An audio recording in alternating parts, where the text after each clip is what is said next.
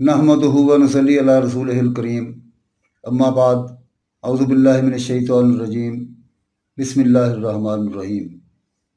दोस्तों, हजूर सैयदना गौसुल आज़म दस्तगीर हज़रत शेख अब्दुल कादिर जिलानी रहमतुल्लाह अलैह की तसनीफ़ लतीफ़ सिर्रुल असरार से हम इस्तिफ़ादा हासिल कर रहे हैं। पिछली नशिस्त में हमने उसकी 17वीं फसल, जिसका उन्वान था शरीयत व तरीक़त का रोज़ा, इस पर बात की थी।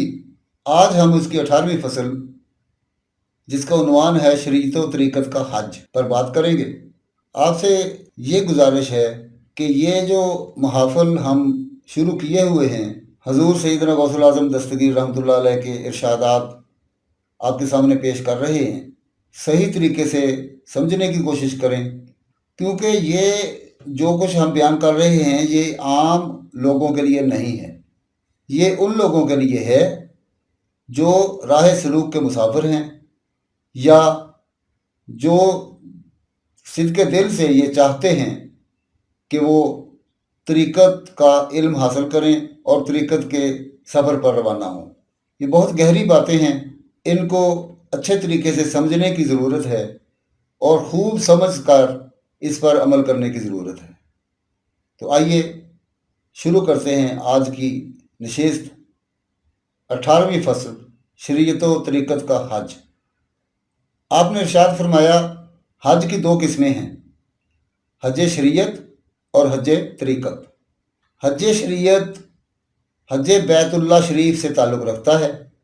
इसके मखसूस अरकान और शराइत हैं। इन शराइत और अरकान को अदा करने से हज का सवाब मिलता है, और जब कोई शर्त पूरी ना हो सके तो सवाब में कमी आ जाती है, क्योंकि रब्बे कुद्दूस का हुक्म है, हज मुकम्मल करो, वातिमुल हज वल उम्रता लिल्लाह, सूरह अल बकरा आयत 196। और पूरा करो हज और उम्रा अल्लाह की रज़ा के लिए। हज शरीयत की शराइत में से अव्वलन अहराम है, फिर मक्का में दखूल है, फिर तवाफ़ कदूम, फिर वकूफ़ अरफा और मुज़दलफ़ा, फिर मिना में कुर्बानी, उसके बाद हरम पाक में दोबारा हाज़री और काबतुल्लाह शरीफ का 7 चक्रों में तवाफ़ है। फिर हाजी जमज़म का पानी पीते हैं और मकाम इब्राहीम अलैहिस्सलाम पर 2 रकअत नफल नमाज अदा करते हैं। आखिर में अहराम खोल दिया जाता है और अब शिकार वगैरह अहराम की सूरत, जो चीज़ें अल्लाह ताला ने हराम करार दे दी थी, हलाल हो जाती हैं। इस हज का सिला जहन्नम से आज़ादी और अल्लाह ताला की नाराज़गी से अमन है, जैसा कि कलाम मजीद में ज़ाहिर है, वमन दखलहु काना अमिना, सूरह आले इमरान आयत 97। यानी और जो भी दाखिल हुआ इसमें हो जाता है हर ख़तरा से महफूज। तवाफ़ सदूर के बाद लोग वतन लौटते हैं। हज तरीक़त की राह में ज़ादे राह और सवारी साहिब तलकीन यानी मुर्शिद कामिल की तलाश और उससे अखज़ फैज़ है। यही पहला कदम है। इसके बाद मुसलसल ज़िक्र बिल लिसान और उसके मानी को सामने रखना है, हत्ता कि दिल जिंदा हो जाए। उसके बाद बातनी ज़िक्र की बारी आती है, यहाँ तक कि अस्माए सिफ़ात के मुसलसल विर्द से मन साफ हो जाए। ऐसे में काबा सिर्रे अनवार सिफ़ात के ज़रिए सामने आ जाता है, जैसा कि अल्लाह ताला ने इब्राहीम अलैहिस्सलाम और इस्माईल अलैहिस्सलाम को हुक्म दिया था कि सबसे पहले काबतुल्लाह को साफ़ सुथरा करो। व अहिदना इला इब्राहीम व इस्माईल व अन तहिरा बैतिया लित्ताइफीन, सूरह अल बकरा आयत 165।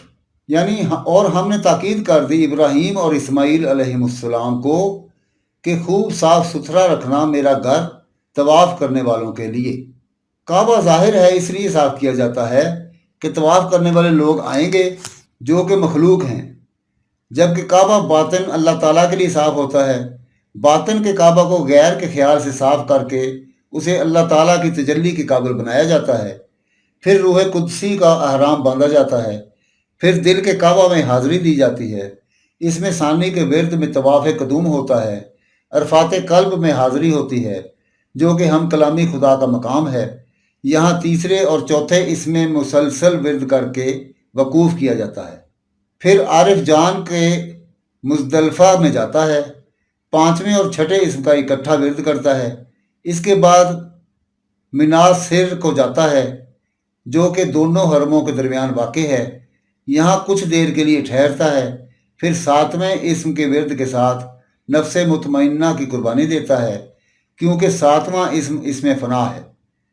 कुफ्र के हिजाबात उठ जाते हैं, जैसा कि हजूर सल्लल्लाहु अलैहि वसल्लम के इरशाद गिरामी है, अल कुफ्र वल ऐमान मकामान मिन वराइल अर्श वहुमा हिजाबान बैनल अब्द व बैनल हक़ अहदुहुमा अस्वदु वस्सानी अबयद। यानी कुफ्र और ईमान अर्श से आगे दो मकाम हैं, यही हक और बंदे के दरमियान दो हिजाब हैं। उनमें से एक का रंग स्याह है और दूसरे का रंग सफ़ेद। उसके बाद हज तरीक़त अदा करने वाला आठवें इसम पर मुलाजमत इख्तियार करके रूह को सिफात बशरी से साफ करके हलक करवाता है। फिर नवें इसम पर मुलाजमत इख्तियार करता है और हरम बातन में दाखिल हो जाता है। फिर वो इत्तिकाफ़ करने वालों को सामने देखता है और 10वें इसम के मुसलसल विरद से बसात कुर्बत उन्स में मोतकफ़ हो जाता है।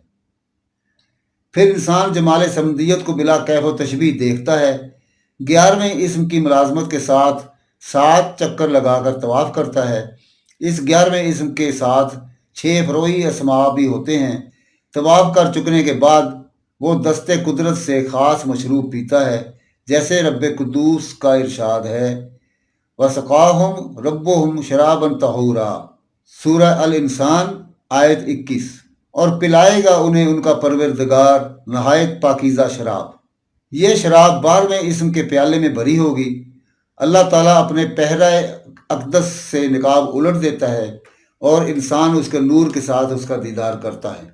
यही मफ़हूम है इस हदीस कुदसी का, ना किसी आँख ने देखा होगा, यानी मुलाकात खुदाबंदी का मंजर, ना किसी कान ने सुना होगा, यानी हरफो सौत के वास्ते के बगैर कलाम खुदाबंदी, ना किसी बशर के दिल में इसका ख्याल गुजरा होगा, यानी दीदार और हमकलामी खुदा का ज़ौक़।